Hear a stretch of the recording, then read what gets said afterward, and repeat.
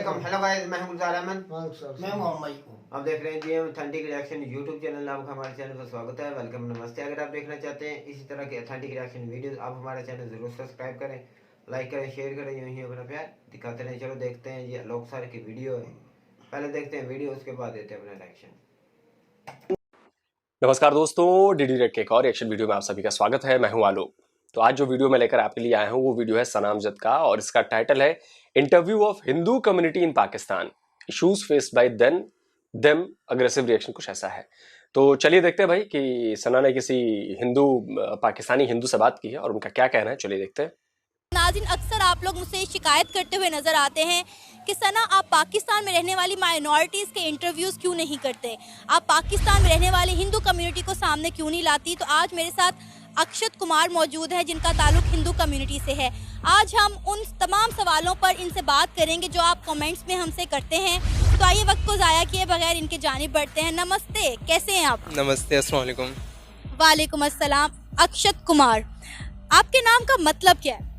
आखिरी टाइम तक साथ निभाने वाला। नाम तो बहुत अच्छा है, आखिरी वक्त तक साथ निभाने वाला। अच्छा अक्षत, मुझे बताएं कि आप पाकिस्तान में कब से रह रहे हैं? एक्चुअली हम पार्टीशन से ही इधर के हैं। लोग हमसे बहुत पूछते हैं कि आप पाकिस्तान क्यों मूव हुए हैं, इंडिया से आए हो। मतलब अक्सर लोग हमसे ना ये सवाल करते हैं, आप हिंदू हो तो आप पक्का इंडिया से आए हुए होंगे। अच्छा। तो मैं सबको ये क्लियर करना चाहता हूँ कि एक्चुअली आप लोग शायद मोस्टली 90% लाहौर की जो आवाम है वो शायद इंडिया से मूव हुई, माइग्रेट हुई होगी, लेकिन हम लोग एक्चुअली पाकिस्तानी है, रग रग में पाकिस्तानी खून है। आप उन्हें कहते नहीं है कि भाई ये सारा हिंदुस्तान ही था, पार्टीशन होगी, आप लोग वहाँ से यहाँ आ गए, हम तो यहीं के थे? लोग नहीं समझते। मैं समझ सकती हूँ कि बहुत सारे लोग ये बात नहीं समझते। अच्छा अक्षत, एक सवाल जो मेरे व्यूअर्स बहुत ज़्यादा मुझसे करते हैं, मैं वो आपसे करना चाहती हूँ। क्या आपको वो तमाम राइट्स मिलते हैं जो एक पाकिस्तानी को मिलते हैं? देखा जाए तो बिल्कुल कोई फ़र्क नहीं है इस चीज़ में कि ऐसा मैं भी इसी जगह पे रहता हूँ, यही आम लोगों के साथ ही घूमता उठता बैठता हूँ, इधर ही पढ़ता हूँ जीसीयू लाहौर में। तो मुझे कभी ऐसा फील नहीं हुआ कि मुझे किसी चीज़ के लिए पीछे किया गया हो। इवन दो कि हमें माइनॉरिटी कोटा दिया जाता है हर जगह पे कि हम माइनॉरिटी से हैं तो हमें एक्स्ट्रा बोनस इस चीज़ का मिल जाता है। अच्छा, कैसा फील होता है जब अपनी ही ज़मीन पर रहते हुए आप माइनॉरिटीज़ में कंसीडर किए जा रहे हैं? मुझे लगता है कि सना को यहाँ पर एक सवाल ज़रूर पूछना चाहिए था। पता नहीं उन्होंने क्यों नहीं पूछा, शायद वो इस सवाल का जवाब जानती थी। उन्होंने पूछा कि सारे राइट्स मिलते हैं। आपको सवाल सना पूछना चाहिए था कि क्या आप ये जानते हैं कि हमारे कॉन्स्टिट्यूशन के मुताबिक आप यहाँ पर पीएम नहीं बन सकते, आप यहाँ पर पुलिस चीफ नहीं बन सकते, आप यहाँ पर प्रेसिडेंट नहीं बन सकते, आप यहाँ पर किसी भी तीनों सेनाओं में से किसी के चीफ नहीं बन सकते। तो क्या आपको लगता है कि ये सारे राइट्स मिल रहे हैं या मिलने चाहिए? ये सवाल पूछना था।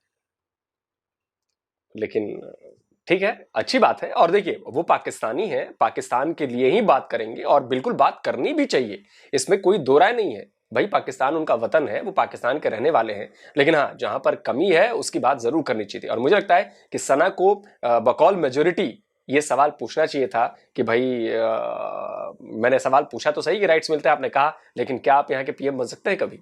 ये राइट जरूर पूछना चाहिए था। क्या आप प्रेसिडेंट बन सकते हैं? तो मुझे नहीं पता कि इस मुल्क में सीक्रेट एजेंसीज के अंदर हिंदूज की यानी कि हायरिंग नहीं होती है, या जो जितना न्यूक्लियर इदारे उधर वहां पर हमारी हायरिंग नहीं होती है। आईन 73 का वो आपको इस बात की डिस्क्रिमिनेशन करता है कि आप इस मुल्क के सदर नहीं बन सकते, आप वजीर आजम नहीं बन सकते। तो कहने का मकसद कहीं नहीं, आर्मी चीफ नहीं बन सकता कोई हिंदू। आपको 4% अकलियत से क्या खतरा है कि आप मतलब इस तरह के कानून बना देते हैं कि जिसमें भाई मैं तो कितना भी बड़ा एक्टिविस्ट बनूं, कुछ भी करूं, वजीर आजम के लिए मैं सोच भी नहीं सकता होगा। सोचूं भी सही ना तो शहजाद कहीं ना कहीं पर लॉक लगा हुआ है, वो गेट्स बंद है मेरे लिए, वो दरवाजे बंद है। मुझे नजर नहीं आ रहा है कि मैं ये सोचूं कि मैं वजीर आज़म बन सकूंगा, सदर बन सकूंगा, इस फौज में मैं किसी आला ओहदे पर जा सकूंगा। ये मेरे ख्याल में कहीं ना कहीं पर ज्यादती है रियासत। तो ये सवाल पूछना चाहिए था सना को, क्योंकि ये बहुत अहम सवाल है। यही सबसे बड़ा सवाल है कि जब भी राइट्स की बात होती है तो इंडिया और पाकिस्तान में माइनॉरिटीज के राइट्स में यही सबसे बड़ा फर्क है। क्योंकि इंडिया में माइनॉरिटीज को वो सारे राइट्स हैं जो यहां पर मेजोरिटी वाले को राइट्स हैं। जैसे मैं एक हिंदू हूं तो यहां पर माइनॉरिटी वाला कोई भी हो उसको वही राइट्स है जो मेरे को राइट्स है। लेकिन पाकिस्तान में ऐसा नहीं है। पाकिस्तान में मुस्लिमों के लिए खास राइट्स हैं। वहां के पीएम मुस्लिम भी बन सकते हैं, प्रेसिडेंट मुस्लिम भी बन सकते हैं, चीफ मिनिस्टर मुस्लिम बन सकते हैं, पुलिस चीफ मुस्लिम बन सकते हैं, तीनों सेनाओं के चीफ मुस्लिम बन सकते हैं। इनके अलावा कोई नहीं बन सकता। भारत में ऐसा नहीं है। तो ये सवाल पूछना चाहिए था मेरे हिसाब से, तभी बैलेंस होता और तभी लगता कि मतलब एक तरफा बात नहीं हो रही है, आप बायसनेस नहीं दिखती इसमें। इस चीज़ का थोड़ा दुख होता है कि ये भी मुल्क तो हमारा ही है, हम पैदा यहीं पे हुए, इनसे पुराने हम इधर के, और हमसे ये कहा जाता है कि आप माइनॉरिटी के हो। हाँ, थोड़ा इतना तो होता ही है। डेफिनेटली ये चीज़ बहुत हर्टिंग है। मुझे भी सुन के बुरा लगा कि वो लोग जो सदियों से यहाँ पर रह रहे थे उन्हें ही अक़लियत कहा जाता है। अच्छा, मुझे ये बताएं, क्या पाकिस्तान में रहने वाली माइनॉरिटीज़ सेफ हैं? क्या पाकिस्तान में रहने वाली माइनॉरिटीज़ के साथ जुल्म और ज़्यादती कभी आपने होते हुए देखी? जब से मैं लाहौर में हूँ, लाहौर में मैंने ऐसा कुछ सच सीन ऐसा कोई देखा नहीं है, लेकिन मैं बेसिकली हूँ बलूचिस्तान से। तो बलूचिस्तान और सिंध ऐसे हैं कि जैसे मैं एक बॉर्डर लाइन पे बैठा हूँ बलूचिस्तान और सिंध की। तो वहाँ पे ऐसे बहुत से केसेस आते हैं जब कभी हिंदुओं को छीना जाता है, मतलब चोरी डकारी ये वो, और कभी किडनैपिंग ये वो चीज़ें होती रहती हैं। तो अभी ऐसे तो बहुत से इशू सिंध में तो बहुत से केसेस हैं जो फोर्सफुली कन्वर्टेड भी किए जाते हैं लड़कियों को उठा के। अच्छा, मैं आपसे यही बात पूछना चाहूँगी, ये बहुत सारी हमारे व्यूअर्स ये सवाल उठाते हैं कि फोर्सफुली जो है मज़हब कन्वर्ट किया जाता है या लड़कियों को उठाकर ले जाया जाता है। मैंने तो ये चीज़ कभी नहीं देखी, तो क्या ये वाकई में रियलिटी है? हाँ, ये रियलिटी है एक्चुअली। अभी रिसेंटली कुछ दिन पहले भी एक कौर को, एक सरदारनी को जिसे आप कहते हैं, उससे भी ऐसे फोर्सफुली कन्वर्टेड किया गया है। तो ये पूरी दुनिया में इशू उठाया जाता है, लेकिन आई डोंट नो क्यों ये दबाया जाता है इस चीज़ के ऊपर। इमरान खान ने भी कई बार एक्शन लिया था, लेकिन एट द एंड कुछ होता नहीं है, तो लोगों को ये इस चीज़ का इंसाफ मिलता नहीं है। तो आई डोंट नो इसके ऊपर क्या है, कैसे होता है, लेकिन कुछ ऐसे तबके हैं जो फोर्सफुली कन्वर्टेड करवाते हैं। और पीछे से मैंने जो सुनता हूँ, क्योंकि मैं सिंध के करीब ही रहता हूँ, तो मेरे सिंध में बहुत से कॉन्टेक्ट्स हैं।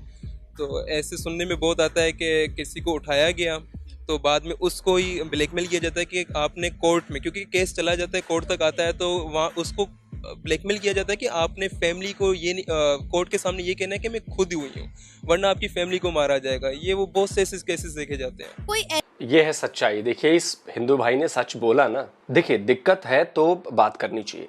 मेरे देश में भी अगर प्रॉब्लम हो रही है किसी को तो वो बात करनी चाहिए, बिल्कुल विरोध का स्वर उठाना चाहिए कि भाई दिक्कत हो रही है, वहां भी दिक्कत हो रही है।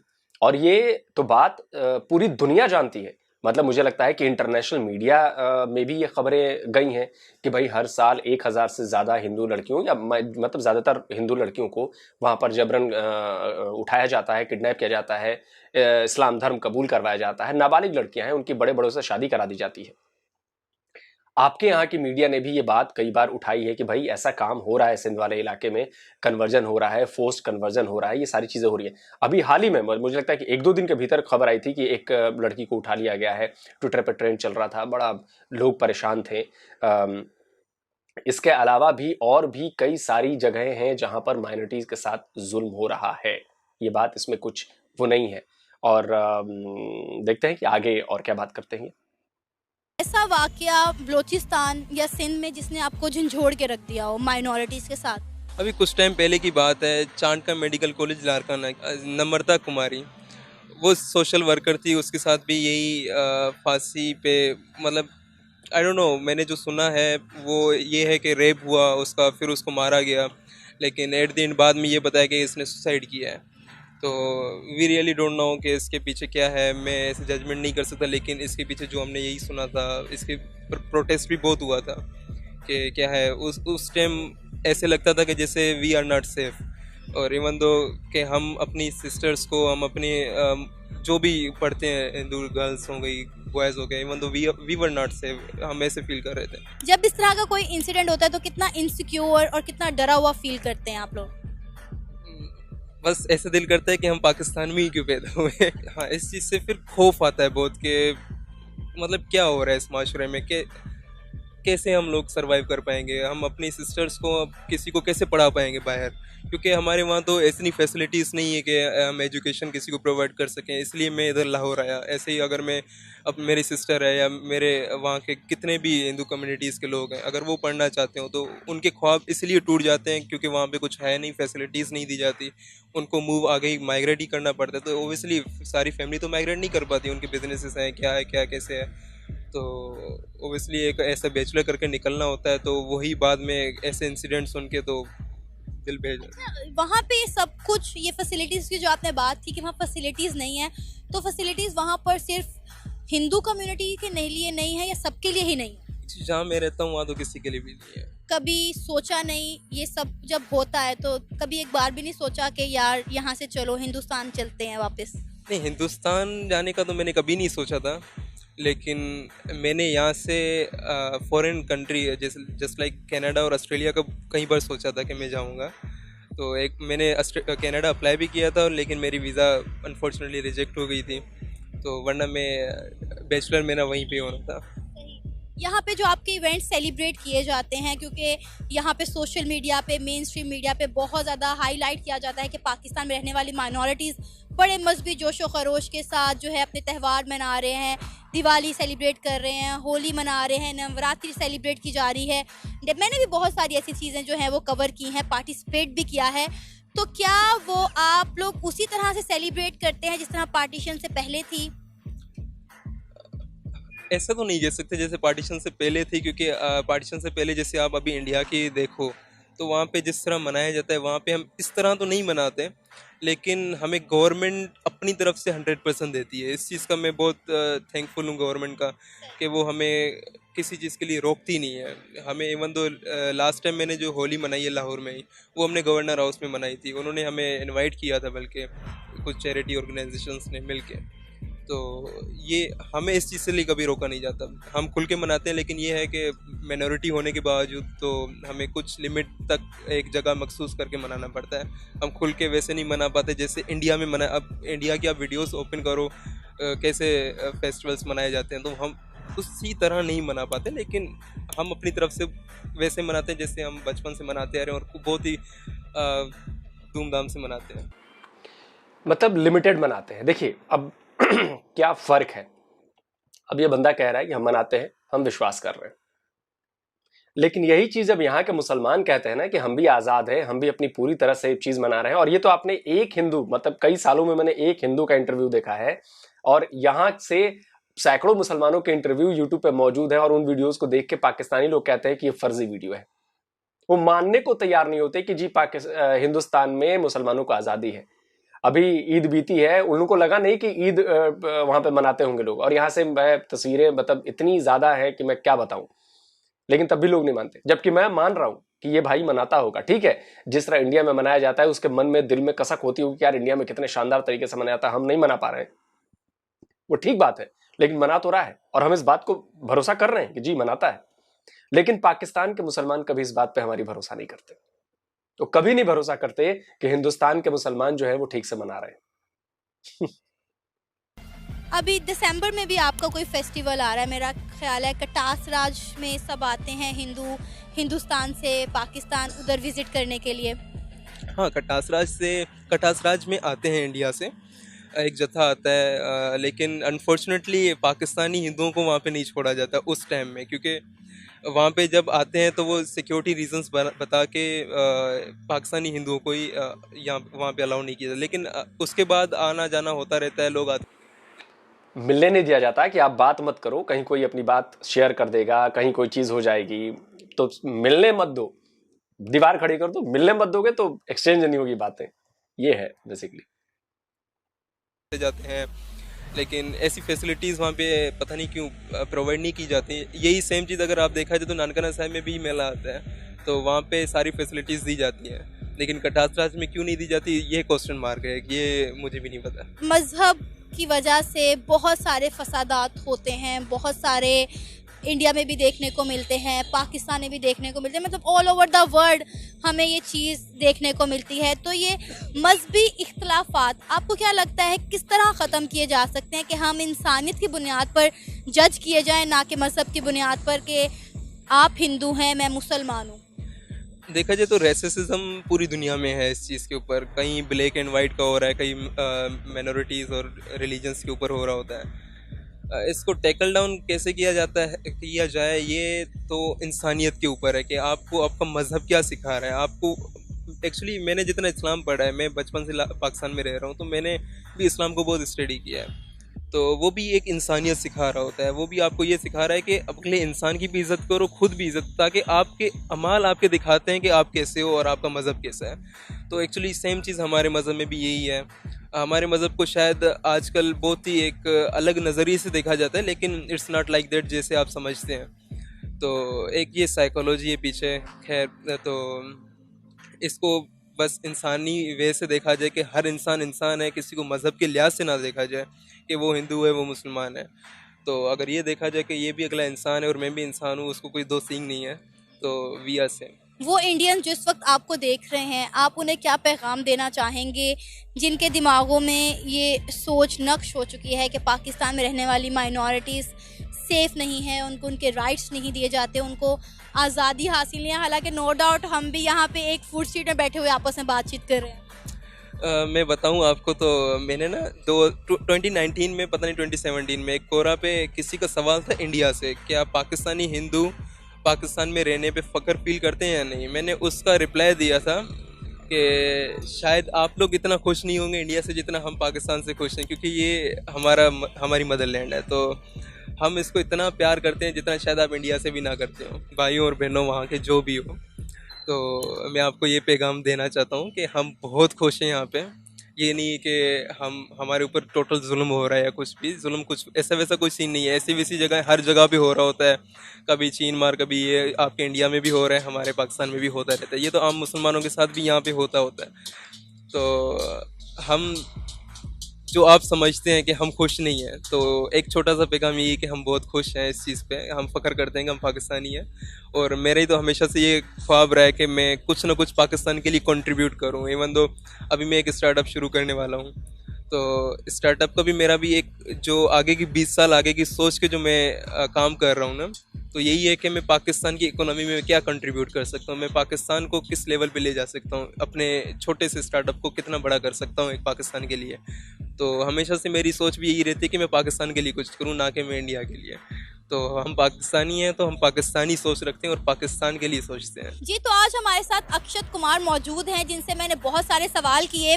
कुछ ऐसे सवाल थे जिनका जवाब आप लोग जानना चाहते थे और कुछ सवाल ऐसे थे जिनका जवाब मैं जानना चाहती थी।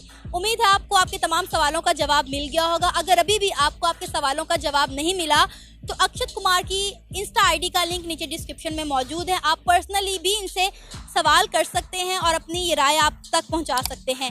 इसी के साथ मुझे इजाज़त दें, पर जाने से पहले हमारे चैनल को सब्सक्राइब करें, वीडियो को लाइक करें और शेयर। चलिए, अच्छा लगा कि माइनॉरिटी से कोई आके बोला, और बिल्कुल सही बात है। अक्षत ने बिल्कुल सही बात कही कि भाई वो पाकिस्तानी है, वो पाकिस्तान के लिए सोचेंगे, पाकिस्तान के लिए करेंगे, चाहे कुछ भी हो। पाकिस्तान उनका देश है और हमें इस बात पर यकीन करना चाहिए, भरोसा करना चाहिए। भाई उनका देश है, उस देश के वासी हैं और उसके लिए ही काम करेंगे। लड़ाई झगड़े इधर भी है उधर भी है। यही चीज हम पाकिस्तान को भी समझाने की कोशिश कर रहे हैं कि पाकिस्तान भी ये समझे कि अगर यहां का मुसलमान कोई बात बोल रहा है तो आप उस पर भरोसा कीजिए। आप उसको फर्जी करार देते हैं, आप उसको कहते हैं कि जी नहीं ये तो मुसलमान है ही नहीं, आप उसको कहते हैं जी कनपट्टी पे बंदूक रखे हुए हैं तो कैसे ये सच बोलेगा। आपको लग रहा है कि ऐसा हो पाता है? अगर ऐसा है तो फिर तो मैं भी ये कहूंगा कि सना ने कनपट्टी पे बंदूक रख के अक्षत से सवाल जवाब किए हैं। ये कहना सही नहीं होगा ना। तो इसीलिए मेरी कोशिश ये होती है कि भाई आप मतलब दोनों को एक नजरिए से तोड़ें। अगर आप तोड़ेंगे कि जी भारत में मुसलमानों को कनपट्टी पर बंदूक रख के बुलवाया जा रहा है तो हम भी यही कहेंगे फिर। तो जब तक मैं कहता हूं कि ये बहुत अच्छा है और मुझे लगता है कि सना को वो सवाल पूछना चाहिए था।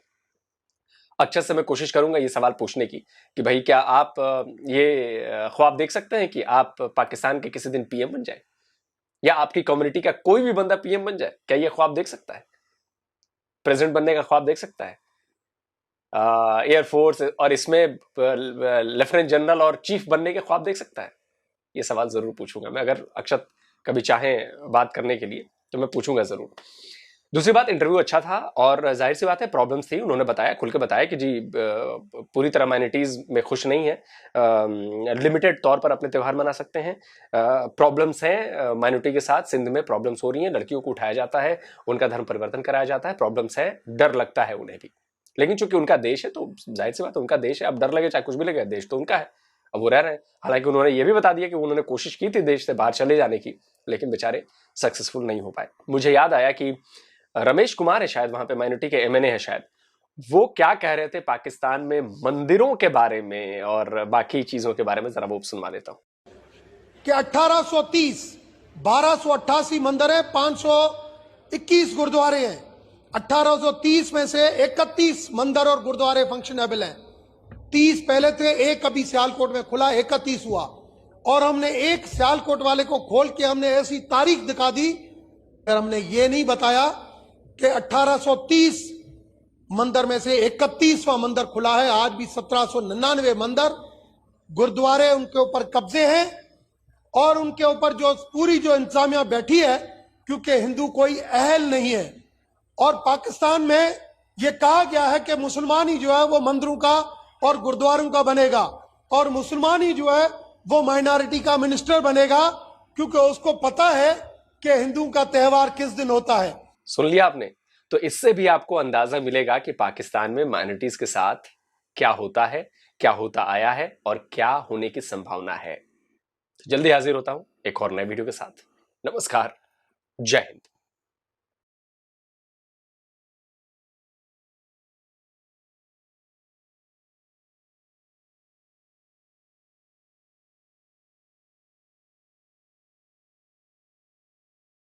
वीडियो तो हुई खत्म, बड़ी अच्छी वीडियो थी, सना अमजद की वीडियो थी। मैं बड़े अच्छे पॉइंट पॉइंट ये हमारा भी इरादा था कि हमें भी कोई हिंदू कम्युनिटी मिले और हम उनसे अच्छा तो आपको हकूक मिल रहे हैं। एक बहुत बड़ा पॉइंट इस वीडियो में एक और भी मुझे मिल गया। अच्छा, वो जो एक्टिविस्ट था कपिल देव जो पाकिस्तान में रहता है, पाकिस्तानी है या शायद पाकिस्तानी, मेरे ख्याल में एक्टिविस्ट है, उनके अल्फाज हैं कि पाकिस्तान में मिनॉरिटी 4% है। और जब आलोक सर की वीडियो में देखता हूँ तो अक्सर कहते हैं पाकिस्तान में 1 या 2% मिनॉरिटीज है। बिल्कुल अब खुद ही माने, हमने सबूत नहीं दिया, आपके सामने खुद ही सबूत है। ये पॉइंट मैं नोट कर रहा था कि देखें वो एक्टिविस्ट है। और दूसरी बात, ये जो पॉइंट उठाते हैं कि पाकिस्तान के आइन में सदर वज़ीर आज़म या आर्मी चीफ नहीं बन सकता एक मिनॉरिटी से, तो इसका सादा सा जवाब है हमने किस नाम पर लिया था अपना मुल्क? इस्लाम के नाम पे, ला इलाहा इल्लल्लाह के नाम पर लिया था। बिल्कुल। तो जब हमने ला इलाहा इल्लल्लाह के नाम पर लिया था तो हमारा आइन ये कहता है, हमारा दीन ये कहता है, क्योंकि भाई मैं जो बात है मैं डट कर कहूँगा कि हमारे दीन में या हमारे मुल्क में ये बात नहीं है कि आप एक नॉन मुस्लिम के हाथ में एक इस्लामिक कंट्री की समझ बाग दौड़ नहीं होगा, हम तो मानेंगे नहीं। अच्छा, मैं आपसे सवाल ये छोड़ कर जाता हूँ आपके लिए, आप मुझे इसका जवाब दीजिएगा। एक नॉन मुस्लिम हमारा आर्मी चीफ है, एक नॉन मुस्लिम हमारा सदर है, एक नॉन मुस्लिम हमारा प्राइम मिनिस्टर है, तो कभी नॉन जो मुसलमान है उनका कोई इशू अदालत में कोई केस जाता है या हमारी कबीना में कोई केस जाता है कि जो मुसलमानों की मेजोरिटी में है, तो वो क्या फैसला, किस चीज को मद्देनजर रख के, किस कानून को मद्देनजर रख के फैसला करेंगे? क्योंकि हमारे सारे कानून तो हैं इस्लामिक है, बिल्कुल इस्लामिक का तो वो क्या हिंदुओं के कानून को सामने रख के फैसला करेंगे या मुसलमानों के कवानीन को सामने रख के फैसला करेंगे? इस बात का मुझे जवाब दीजिएगा। भाई हमें जो रुखसार भाई, ये तो कभी भी नहीं हो सकता कि हमारा एक इस्लाम के नाम पर मुल्क बना है तो कोई हिंदू या क्रिश्चियन उसकी बागदौर संभाले, ये कभी भी नहीं हो सकता। ये हमारे सवाल है, ये हमारे लीडर कायदे आज़म ने आइन लिखा था, उस वक्त से कोई भी। अच्छा, मुझे ये बता दो गुलजार, आप भी कितने ममालिक के मुसलमान? 57 किसी एक मुल्क में भी पाकिस्तान को छोड़ दे, मुझे ये बताओ कोई ईसाई या मिर्जाई या कोई हिंदू कभी वज़ीर आज़म बना है? नहीं बना। आज दिक्कत नहीं बना, पाकिस्तान को छोड़ दें। हमें सऊदी अरब में कभी को बना है? नहीं बना। दुबई में कभी? उधर के सवाल उठा, एक मिनट, दुबई में पूरी दुनिया एंजॉय करती है, हर किस्म का बंदा, हिंदुइज्म में मंदिर बने हुए हैं, गुरुद्वारे बने, मस्जिद, एक में नुकसान। उधर क्यों नहीं आप सवाल उठाते?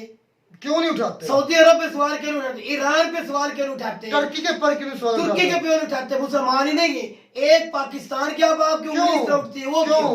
इसका जवाब दें आप। हर बार आप कहते रहते हैं। हाँ, ये भी है, मैं तुझे ये भी साबित कर दूं। आप, मैंने एक ना मुझे रैंक नहीं याद, ओदा नहीं यार, रुखसार आ रहा, रैंक नहीं याद आ रहा, किस रैंक पे एक हिंदू लड़का है वो हमारी आर्मी में है। मैंने पिछले दिनों पोस्टों पे आए हैं इमरान खान के दौर की बात है, बाकी जनरल मेजर कैप्टन तक जाते हैं। दूसरा देख लो, कहो जो हिंदू एक इमरान खान के पीटीआई में था, MNA है, नबील MP के हैं, हाँ सब कुछ है ना, हाँ। वकील भी है, सारा है ना, यार MNA से बड़ा होता मिल रहे उनको, यार मेरी बात सुनो, MNA से और मैं बड़ा सबूत होता देता हूँ, कौन? बिल्कुल MNA और और छोटे सुन तो लो, एक तो आप खापित नहीं डाल देते हैं, सुन लो। मेरा अपना दोस्त है, क्रिश्चियन है, उसका नाम है उस्मान मसीह। रिसेंटली मैं जब ये चैनल से गायब था, दो एक माह 2.5 माह में नहीं बैठ सका, क्योंकि मैं अपने लेक्चर केमिस्ट्री की तैयारी कर रहा था, शहर में शिफ्ट था, मैं इधर नहीं था, अपने गांव में नहीं आ सका। तो मैंने पहले भाइयों को बता दिया कि मैं चैनल पर नहीं बैठूंगा, मैं अपने लेक्चर केमिस्ट्री की तैयारी करूँ। तो उधर मेरा फेलो क्लासमेट मेरा समझ लें कि मुझे मिला उस्मान मसीह, तो मेरी डिस्कशन हुई। पहले भी हमारी ऐसी हमें कभी महसूस नहीं हुआ कि वो क्रिश्चियन है, इतनी हंसी मजाक करते हैं कि आपकी सोच है। तो मैंने उनसे पूछा, हम उस्मान मसीह भाई सुनाओ क्या हाल चाल है? उन्होंने कहा मैं तो आपसे बेहतर हूँ। मैंने कहा किस तरह? उसने कहा भाई तुम जो हो ना मुसलमान जो या जो मेजॉरिटी में हो, उनके लिए सीटें थोड़ी हैं अगर तादाद के लिहाज से, तादाद के लिहाज से। उसने कहा कंपैरिजन किया जाए ना तादाद के लिहाज से, आपको सीटें बहुत थोड़ी मिली हुई हैं, हमें मिनॉरिटीज को जिसमें मसीह बरादरी है, जिसमें हिंदू बरादरी है, जिसमें जो भी है, कहा मैं तो पक्का लग जाऊंगा। मैं कैसे? कहा भाई हमें मिनॉरिटीज को मिली है, अलग सीटें मिली हैं। लेक्चर केमिस्ट्री की 17 ग्रेड की उसने कहा कि हमें अलग कोटा है, और मैं तो पक्का निश्चित है, कन्फर्म 100% मैं तो क्लियर कर जाऊंगा, क्योंकि उसने कहा हमारी इसमें सीटें मुक्त अलग कोटा है। तो मेरा सवाल, मैं फिर भाई यकूब वाला सवाल दोहराना चाहता हूँ कि कितनी कंट्रीज और मुस्लिम मालिक है जिस, और उन पर आप क्यों नहीं उठाते? कभी भी नहीं उठाया सवाल। सऊदी अरब का क्यों नहीं उठाते, जिस पर सिर्फ है ही कवानीन पूरे मुसलमानों के? अच्छा चले आप ये कहेंगे कि वो जमहूरी मुल्क नहीं, टर्की तो जमहूरी मुल्क है, बिल्कुल वो जमहूरी है। उधर क्यों नहीं कोई बना? कतर में क्यों नहीं? दुबई में, सऊदीया में क्यों नहीं? हमारा भी बनता है सवाल, उनका हमें जवाब दें। कोई नहीं जवाब। तो भाई ओवरऑल जो हकूक हैं हिंदुस्तान के, जो हिंदुओं के, क्रिश्चियन के, वो मिल रहे हैं। हमने ये हमारा बहुत इरादा था कि हम सिंध में जाएं, सिंध में ज्यादातर हिंदू रहते हैं, तो सना ने ये अच्छा काम किया है, हमारी ख्वाहिश पूरी की है कि हमें भी से लेके हिंदुओं का इंटरव्यू लेना चाहिए। पेशावर, कराची तक मैं गया हूँ, मैंने खुद देखा, मैंने सवाल भी किया, मैंने सब कुछ किया है। हमने व्लॉग भी बनाया है भाई, हमने हिंदू भाइयों के साथ, सिख भाइयों के साथ इंटरव्यू किए हुए हैं। सिख भाई ने किया है, वो जो गुरुद्वारे पर जाकर हमने व्लॉग किया था। हाँ, गुरुद्वारा में भी जाकर अफसार भाई को गुलजार मेरे साथ गए थे, इनसे पूछ लो क्या वो खुश नहीं थे? सारे व्लॉग हमने किया है, इतना जरूर है। लेकिन बात एंड पर यही मैं अगर कंक्लूड करूं तो भाई हमारे इस्लाम इशू भी नहीं है, इतना बड़ा इशू नहीं है कि कोई ये इशू आइन में खत्म कर भी रहे तो इतना इशू, क्योंकि मिनॉरिटी से तो आ नहीं सकता। या मैं अगर हमारे आइन से ये खत्म भी बात कर देना कि नॉन मुस्लिम बन सकता है वजीर आजम या आर्मी चीफ, तो नहीं इतनी देर वो पहुंच नहीं सकते कि वो वजीर आजम बन सके, क्योंकि उनके कंपेयर करने के लिए क्या करेंगे? उनको मुसलमानों की सपोर्ट होगी ना, तो मुसलमानों की सपोर्ट के लिए जरूरी है, सपोर्ट होगी तो अभी वजीर आजम बनेंगे। मेरी तो बात इतना बड़ा इशू भी नहीं है। जो ये तो बात नहीं है जो नबील को बोल है, इस बार वो निकल चुके हैं तरीके इंसाफ से, वो तरीके इंसाफ की मुसलमान की वोट से आया है ना, उनको वोट किसने डाला? मुसलमान ही डाला, सारे मुसलमान, सारे ही क्रिश्चियन या हिंदू थे। रमेश कुमार को जितने भी थे भाई, टोटल ही मुसलमानों, ज्यादातर 100 में से 90% मुसलमानों को वोट दिए हैं, सारा कुछ। वो एक नहीं है। इमरान खान के दौर का, इमरान खान की पार्टी में एक सिख कत्ल भी हो गया, इमरान खान की खातर PTI में वो कत्ल हो गया। इमरान खान के हुकूमत वज़ीर-ए-आला उठाने के बाद पेशावर के अंदर हुआ था, उनका आपस में झगड़ा था। तो जो मेजोरिटी है उसकी सीटें भी होती हैं, कोटा सीटें भी होती हैं, मिनॉरिटीज की होती हैं सारी।